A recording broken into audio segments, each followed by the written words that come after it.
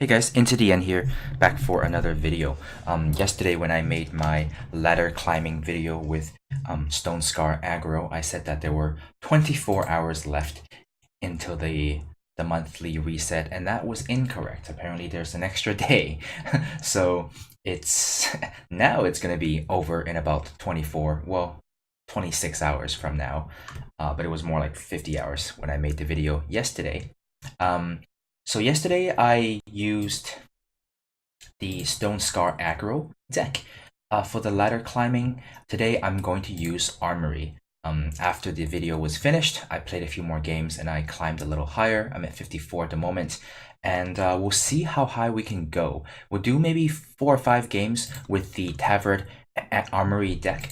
I don't think I need to do a deck tech for this video because this is a very common deck, and I've also made some videos with this deck before.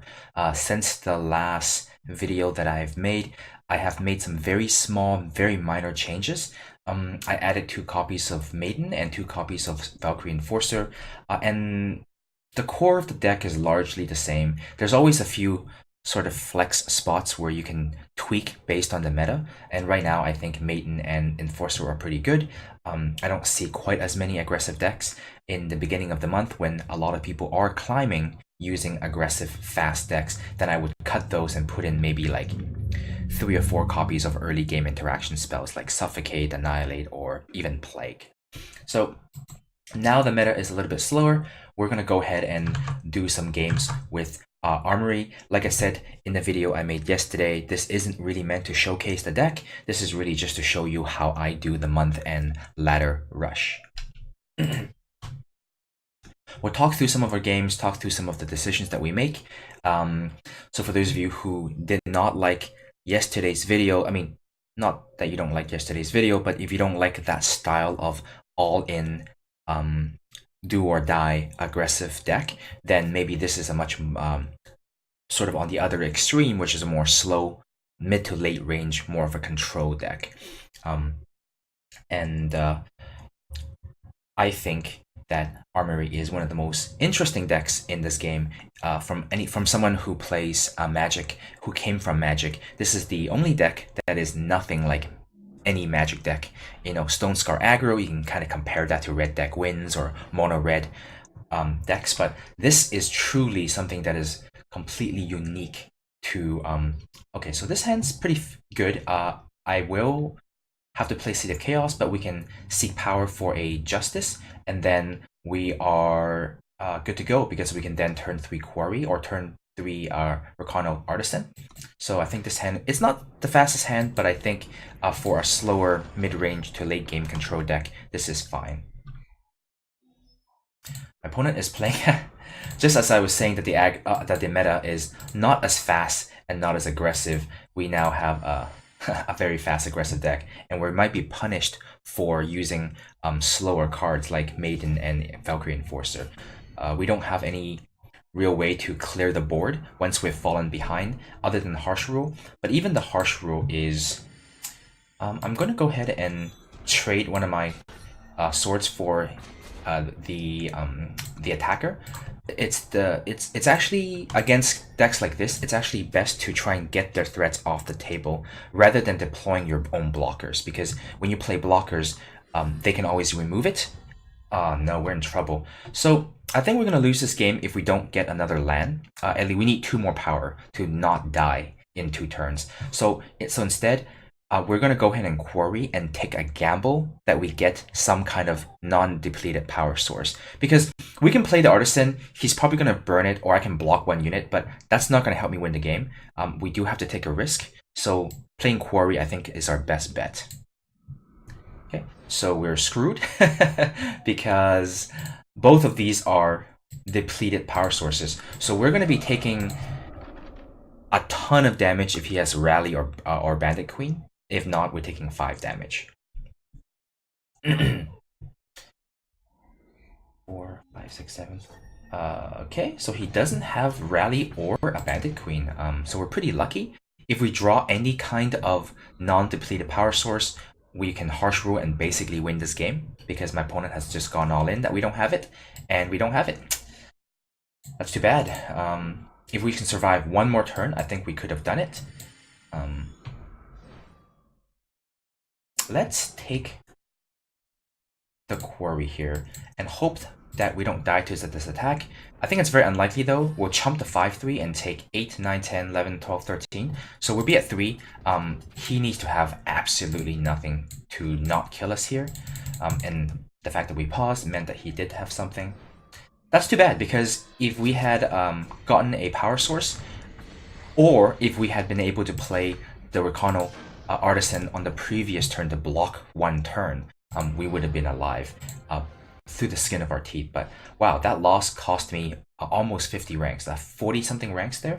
That's because our opponent is, I think, in the 1000 ranks, which is odd because people in the thousands of ranks typically don't try to rush at the end of the month, because I think those kind of players typically have given up or simply don't care about the ranks. That's why they're in the thousands.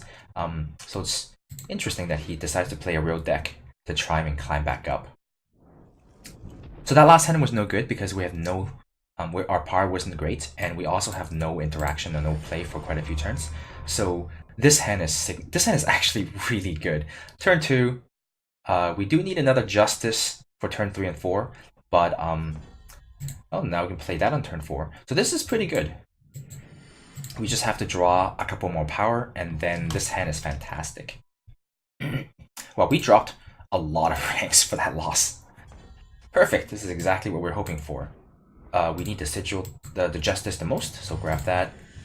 My opponent is playing a Zenin deck. I actually don't know how good Zenin decks are against Armory. My gut tells me that they're not very good. So I think his best weapon against me is a lot of Dawnwalkers. Oh, he's gonna go. Oh, okay. So I'm gonna play the Maiden. 1, the Maiden is the right play anyway. But 2, he paused, so that tells me that he has an instant spell. Oh, actually, he can't play Iron because I kind of, you know what? Because he can't play Iron and he paused, it tells me that he most likely has a banish. And I would rather he banish that Runehammer than the Maiden. I think the Maiden is better. So let's just go ahead and give him the free hammer here. Not the free hammer, but we'll trade him 1 card for 1 card. He's gonna banish it. Yeah, there you go. I would rather him banish the Runehammer. First of all, I have 2 copies of Runehammers, and this one in my hand is much better. It allows me to kill Impending Dooms. But I think the Maiden is just a better card, so in this matchup, so we would way rather have the Maiden.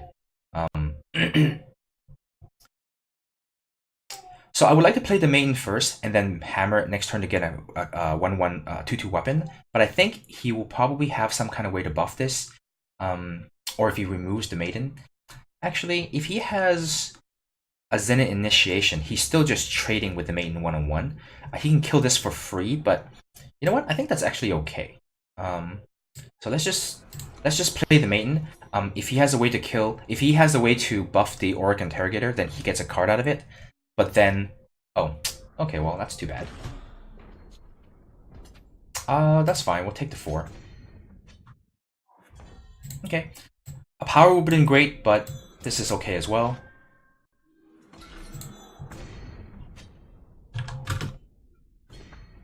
Okay, this is fine. I have 2 things on the board. He has nothing. That's fine as long as I draw power. If I can draw power, then I'm not worried about that at all. But the fact that I didn't draw power is too bad. If he removes the Rakano Artisan with maybe like a Vara's Favor and then attacks me, then I lose a lot of cards. But there's nothing I can do about that. Getting stuck on 4 power with this deck is really unfortunate. Because if I have 5 power, I can play Tavrod, and then 6 power I can play Daisho, then it's quite good. But as it is right now, I got nothing. I'm not going to play the Enforcer out there just to chump block. I would rather play the Enforcer to silence something actually good. So let's just go ahead and lose my hammer for nothing here. And hope to draw a non-depleted power source so that I can Harsh Rule away this next turn, or play Tavrod at the very least. But getting power screwed really sucks though. Okay, so that helps a little bit. All the more reason not to play the Enforcer here. I would take a lot of damage next turn, but I plan to Harsh Rule, so definitely not going to play my Enforcer out there just to get a Harsh Rule away. If there's a Dawnwalker though, then I would play the Enforcer. But let's just go ahead and Harsh Rule. I don't know what he can do. Maybe he can play an end of turn Iron here. Nope, he has none. Maybe those are all. So he has 8 power. He can play every card in his deck, and the fact that he didn't play these cards tells me that they're most likely removal spells. So if I play the Tavrod and it gets removed, then I get tacked down to 5. So instead, what I'll do is I'm just going to go ahead and offer the trade here. I'll take a damage, but I do get a Warcry trigger out of it, and we get the threat off the table and not worry about losing Tavrod to a removal spell.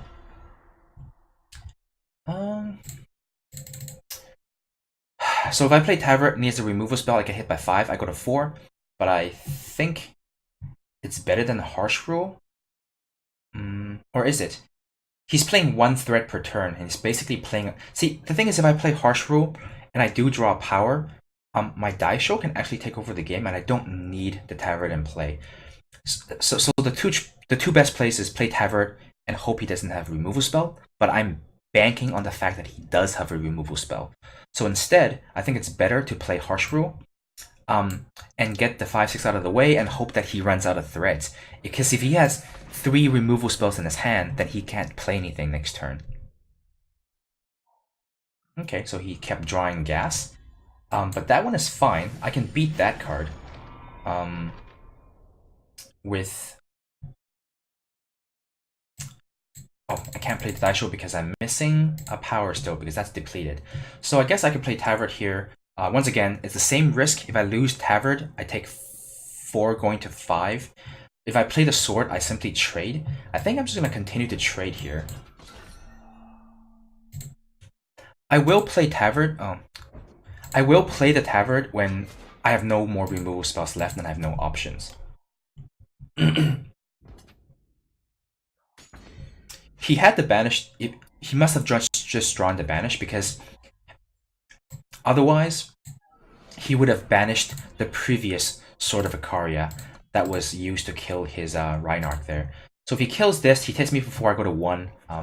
So he doesn't have a removal spell, so I was wrong about it the whole time. So let's just go ahead and attack. So maybe I was playing around nothing. But that's weird though. He has 2 cards in his hand and he has 10 power.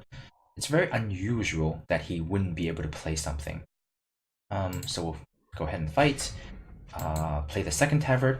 I don't think I need to worry about the torch. If he had a way to pump this, he would have pumped it. And there's no way for him to pump this and kill one of my units. If I save the torch, I can use it on one of, like, maybe a flyer or end of turn iron. Or maybe if he draws another a Blister Sting Wasp, I can kill it so I can attack with my Tavrods. So my opponent definitely flooded out that game. He drew 10 power and not a lot of business. And he still has 2 cards in his hand, and I don't know what they are. But apparently they're not useful. That's why he still has them in his hand. But we gained quite a few ranks there. We're back to where we started. That game was a little bit of a up and down. We were behind quite a bit in the beginning of the game, but as it is with the old magic wisdom, the deck that floods out always loses to the deck that gets power screwed as long as he survives. So in this case, we survived with very little health, but if you can survive, then the person who gets power flooded always loses. So let's see. Game number 3. This hand is not good. We have actually, this hand's almost good enough. Turn 1 play, turn 2 play. But I think we should redraw because I think it's too risky keeping a hand like this. I would like one with more power. Yeah, this one's fine. Because this is essentially a 4 power hand. Unfortunately, I don't have any fire because I have to get a shadow with the Seek Power in order to use Vara's favor. So this is basically 2 Justice and 2 Shadow. So that is not the greatest.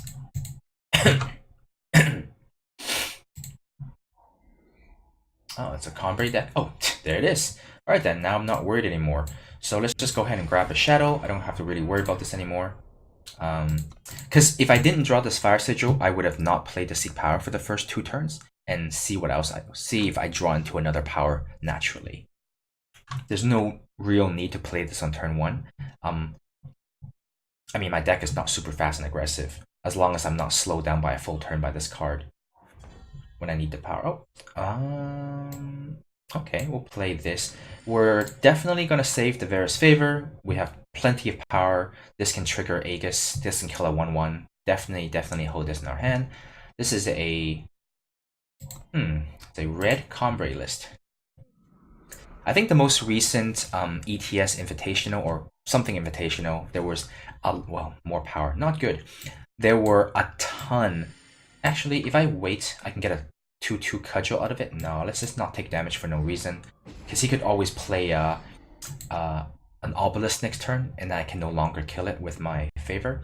There's a lot of Combray decks right now. I think in the top 8 or 16 of the Invitational, I think there was like above 50% Combray decks, or some variation of Combray decks. Okay, so let's play the second Shadow. Let's go ahead and smash his sword. I think my opponent probably shouldn't have played the sword. In basically any deck, any mirror match between decks that has a lot of weapons, the person who plays the weapon and just attacks with it is always at a disadvantage, because your opponent can play a weapon and kill it immediately. Basically, you lost a card, you lost a weapon just to do a couple of damage. So I think it's much better to hold on to it and be the second person to play the weapon. So the question is, do I play the Maiden? Because I suspect he went for a hammer. So if I play the Maiden, he's going to be able to hammer down the Maiden. But then I can kill his hammer, but I think it's fine. I think we have a torch here in case he took anything that is not a hammer. And then we also have 7 power. So we're pretty close to playing Icaria. We're still missing a fire sigil, but we're pretty close to playing Icaria, and we also have another hammer in our hand, so I think this is pretty okay. Yeah, so this is fine. We'll just trade him 2 cards for 1. But we still have our hammer. There we go. Now we have all the color requirements to play Icaria. I suspect next turn when we play Icaria and attack him, the game will be over. Yep. And especially because he had no place. And there's no instant speed removal that can get rid of Icaria, I don't think, in these colors. He's going to need to wait until his turn at the very earliest. But he needs to deal with multiple threats here. And he still hasn't done much. He has a lot of cards in his hand, but he hasn't played any threats. That's fine. He's going to go to 1 when I attack him with my hammer. And he's going to have a really tough time killing this Maiden, I suspect. You need to get rid of 2 threads. And he has been playing not a lot. He drew very little business, and he drew a lot of removal, a lot of power. But then we drew a lot of power as well, just that the cards that we drew were stronger than the cards that he drew. Okay, so we're back to where we started. 1 loss is lost us just as many points as we gain from 2 wins, but we'll continue. Armory is a very good deck, I think. To me, one of the best decks. To me, Chalice and Armory Chalice has always been one of the best decks. It's never been, there's a lot of tier lists out there that claims that Chalice is tier 2 or tier 3, depending on the month. But to me, Chalice has never, ever been not tier 1. I think that deck is safe, consistent, incredibly powerful. I've used it before to great success, but it was just too boring, and every game was too long and grindy, so I can't stand playing it. But I think if you just want to win a lot of games, slowly win a lot of games, then Chalice is a very good deck to play. But then recently, because of Tavrod, from the Horus Traver expansion, I think Armory has regained its throne back up in tier 1, and I've always really liked Armory, so right now this is one of my favorite decks to play. This is a fantastic hand. Turn 1 interaction, turn 2, turn 3 interaction, gets us whatever power we need. Harsh Rule. So this hand has no threats, they're all answers, but I think between draw steps and also with the help of Quarry, we can hopefully draw into some kind of an answer. So we know that we need a shadow, so I'm going to go ahead and fetch it now. because I do want to be able to play Slay on turn 3. I don't want to risk getting Power Screwed next turn and then not being able to play critical cards like Enforcer and Slay on turn 3. Yeah, because we drew a 2-drop there, if we had not Seek Powered yet and it was still in our hand, then there's a risk that on turn 3 we couldn't play either of these spells. Yeah. I think this card is good enough that it's worth a Slay. I'm gonna go ahead and do that. Because over the course of the thing about this kind of against Feln Control, first of all, Armory has a very, very good matchup against Feln Control, so I think I'm favored to win this game. Another thing too is these units that does almost nothing, but they can do sort of incremental damage, 2-3 damage per turn, is really good. Because I can't play the Enforcer because it forces him to have to remove it. That's why. And these kind of decks really don't want to waste their premium removal spells on useless cards like this. So if you can create a situation where they have to burn a removal spell on it, then you're going to be up ahead. That's too bad. That also gets rid of any Smuggler stash shenanigans. We're actually really screwed here on Justice. If we don't get another Justice, we can't do either of these things. I think I am willing to... Well, let's start off with Quarry. That gives us the most options. Gives us the most information to choose. So I think here I'm just going to take the Seed of Glory. We need the Justice very badly here. More so than the Valkyrie Enforcer, I think. So I'm going to go ahead and attack him and offer the 2-for-1. I don't mind trading a Torch and a Rakano Artisan for that. We're definitely not going to use Vara's Favor though, because we need the Vara's Favors to get rid of the Aegis on his Champion of Cunning.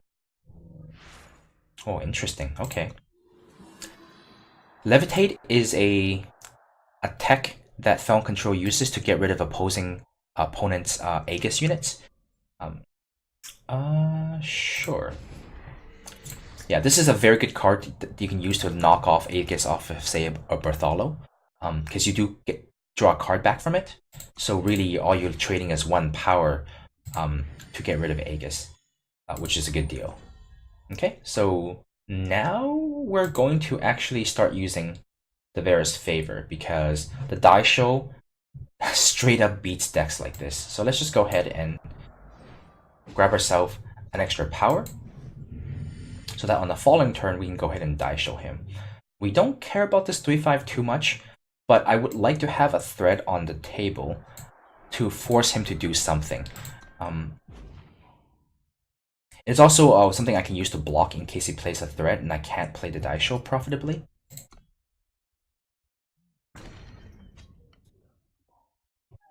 Okay. That's problematic. If I play the Daisho now, I can kill both of his units, but I will lose the Daisho. That's kind of unfortunate. Well, then I regret playing the Enforcer because now I think I have to Harsh Rule. Because if I don't Harsh Rule, then Daisho... I don't want to play the Daisho just to get it killed the next turn. Or trade it for 2 units. That's still not worth it. Let's just go ahead and... Man, this is tough. Let's just go ahead and Harsh Rule away the board. I mean, it's a 2-for-2 trade. I know that because of this turn of events, I wasted my Valkyrie Enforcer, but ultimately it's still a 2-for-2 trade. Both my opponent have 3 cards in hand. I think the Daisho will beat him if he has a handful of removal spells. Okay, that's fine. We can still deal with this. So let's just go ahead and torch it now. So we'll slay this, play your Artisan. So you can tell that I'm going through great lengths to protect the Daisho and basically exhaust it, like for example 2 cards to get rid of his Champion Cunning, where I could have just killed it with the Daisho on its own. That is because this card is one of the best cards against Feln Control. In fact, they can't beat this card at all. So I'm doing everything in my power to protect it. I think this is the single most powerful card against Feln Control. More so than Icaria, definitely more so than Tavrod. And now my opponent dies next turn unless he finds a way to get rid of it. and he can't because the Daisho has 4 armor. I can kill his Harbinger and still hit him. Unfortunately, what that means now is he can kill my Daisho with another Harbinger or even a Vara's Favor. But whatever he does, presumably he's only going to be able to take care of one of these 2 major threats, and the other one will finish him off. Yeah, there we go. He can kill the Tavrod, but he can't kill the Daisho. Okay, so he has 1 more turn to draw something good. Any unit will do it. It will trade. So I need to draw something decent as well. If I draw a removal spell, he loses. If I draw a Seek Power, he doesn't lose. Alright then, let's just go ahead and do that. He's at 2 life. And he's got 1 card in hand. His deck top decks fairly well. Oh, that's a crazy good card to top deck. Now we're in some trouble.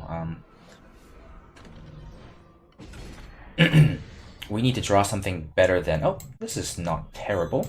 Let's just get rid of the Vara. It's a 1-for-1 trade, but he did get a lot of card advantage out of that Vara by drawing back another very powerful thread. I do need to draw a Smuggler stash. I think if I draw a Smuggler stash very soon, I will win this game. So this is still pretty good. At least we're not dead, and we're still drawing answers, even though we are trading 1-for-1. That's unfortunate. If I have 1 more armor on it, I can survive 1 more hit. On the sword, okay, well that is one of the best draws imaginable. My opponent's already used 2 of his Levitate to draw as a cantrip to cycle. Sorry, magic turns. Cantrip means a card that basically replaces itself, does a very minor effect, and then immediately draws another card. So, and that's what a cantrip is. Okay, so now we're back on board equilibrium. I have better draws than he does for sure, because I have weapons, and weapons just destroy spell and control. I think that game was really close, but it really showcases why Armory is one of the best decks against spell control. I think in fact, I'm pretty sure if you were playing Fel Control, Armory is the deck you don't want to run into the most. I think that's the worst matchup. I don't know how the matchup between Fel Control and Chalice is, but I think Armory is by far the best. I mean, the best for Armory and the worst for Fel Control. It's because Fel Control has a large amount of removal spells, and it devotes a huge amount of deck space to removal to stay alive. And none of those removal cards do anything against your weapons. And as soon as your weapons become big enough to beat 5 toughness, then you basically should beat Fel Control every game.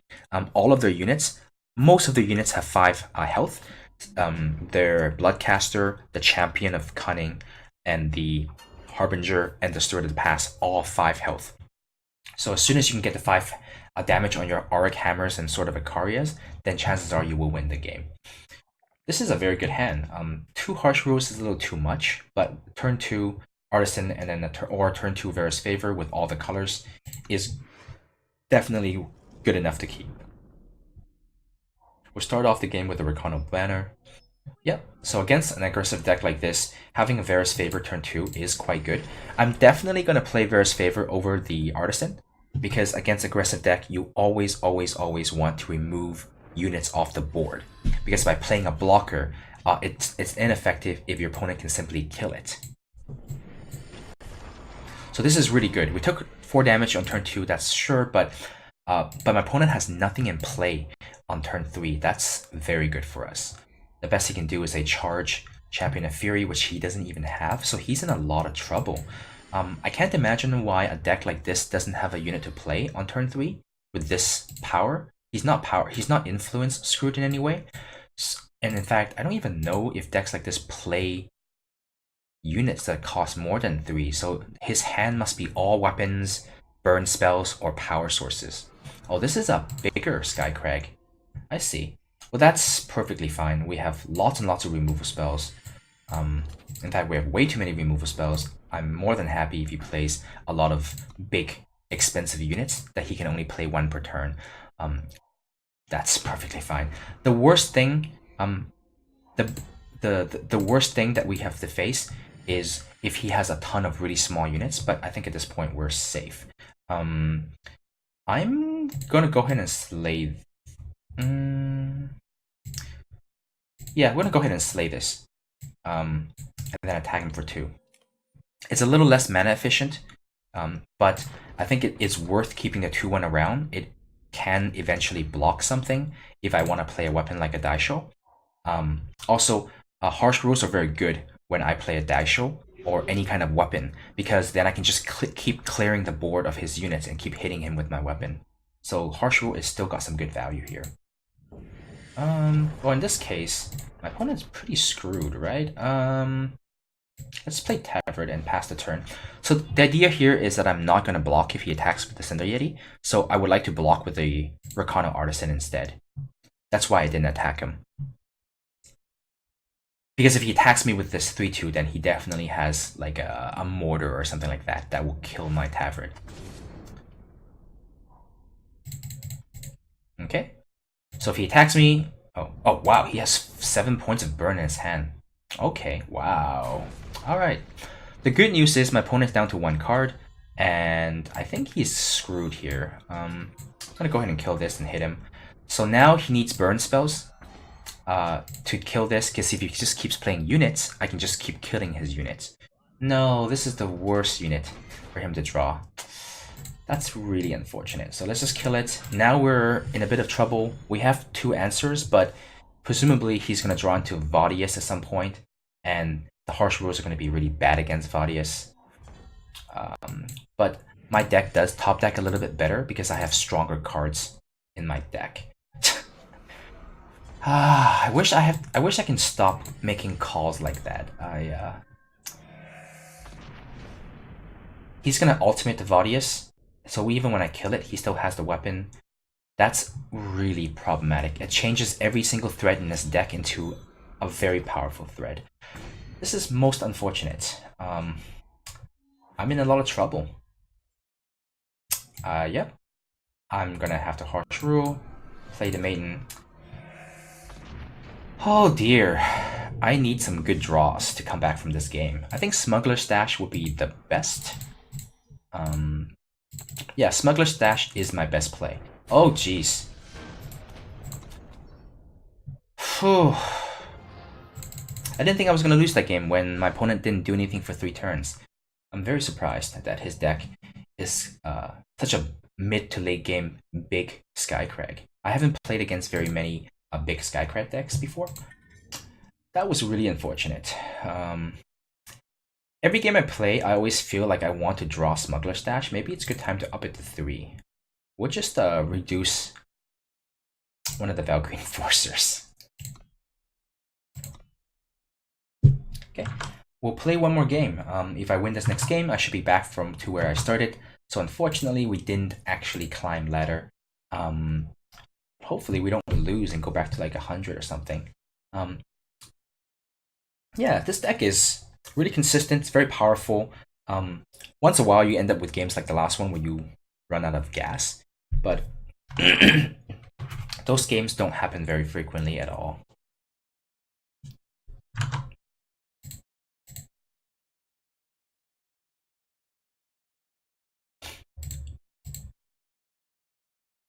This queue is quite long. I think, given that I don't want to wait for the queue anymore, maybe I'll stop this video now. I'll decide if I want to record a separate video, like a part 2, and upload them separately. But as it is now, let's end this video. Thanks for watching, guys. I hope you enjoyed what you saw. Give me a like or thumbs up if you like it. Subscribe to my channel if you want to see more content from me. The ladder resets in a couple of days, or 26 hours. I typically don't like to rush ladder right when it resets. I usually spend 2 weeks or so brewing with really just gimmicky, janky, weird decks for fun, and I usually climb into Masters like the second last week or the last week, like I did this month. So if you're interested in competitive stuff, wait till the second half of the month. If you're interested in janky, gimmicky stuff, then subscribe and you'll get some of those videos over the next 2 weeks. Thanks.